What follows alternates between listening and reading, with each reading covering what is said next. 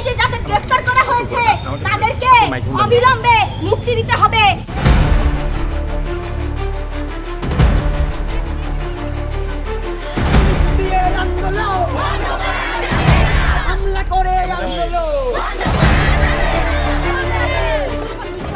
আমরা বাংলাদেশের সকল শিক্ষার্থীদের প্রতিনিধিত্ব করে আজকে এখানে আমরা দাঁড়িয়েছি।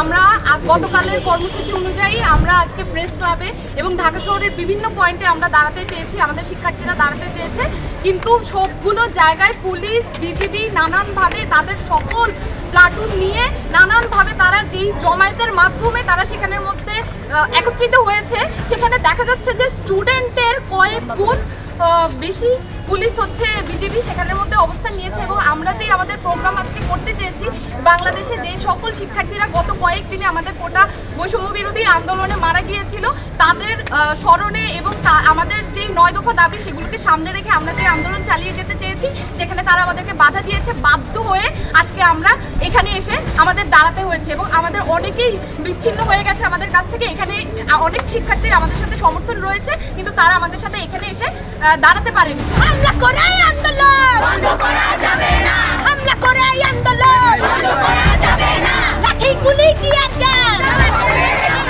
লাঠি গুলি টিয়ার গ্যাস, পুলিশের গুলির বিরুদ্ধে লড়তে হবে একসাথে।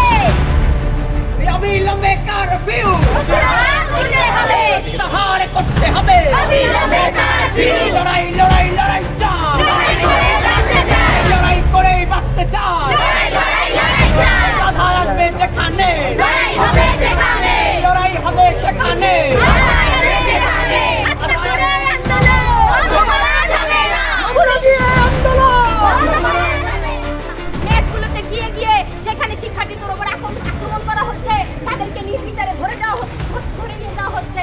আমরা বলতে চাই যে এই যে যাদের গ্রেফতার করা হয়েছে তাদেরকে অবিলম্বে মুক্তি দিতে হবে। এবং এই যে মিডিয়া ট্রায়াল ঘটছে, সেই মিডিয়া ট্রায়াল ছাত্র সমাজকে বুঝে গেছে এবং ছাত্র সমাজ এই নাটকের এই যে নাটক যে গতকাল রাতে মঞ্চায়িত হলো তা যে পুরোপুরি ধরতে পেরেছে তা আমরা জানিয়ে দিতে চাই। ডিবি অফিসে জিম্মি করে রেখে তাদেরকে একটা জোরপূর্বক বিবৃতি দেওয়া হয়েছে। আমরা তীব্র প্রতিবাদ জানাই এবং যে পর্যন্ত আমাদের 9 দফা আদায় না হচ্ছে সে পর্যন্ত আমরা রাজপথ ছাড়বো না। অবিলম্বে সকল রেড বন্ধ করতে হবে, বিজিবি সেনাকে রাজপথ থেকে সরিয়ে নিয়ে যেতে হবে।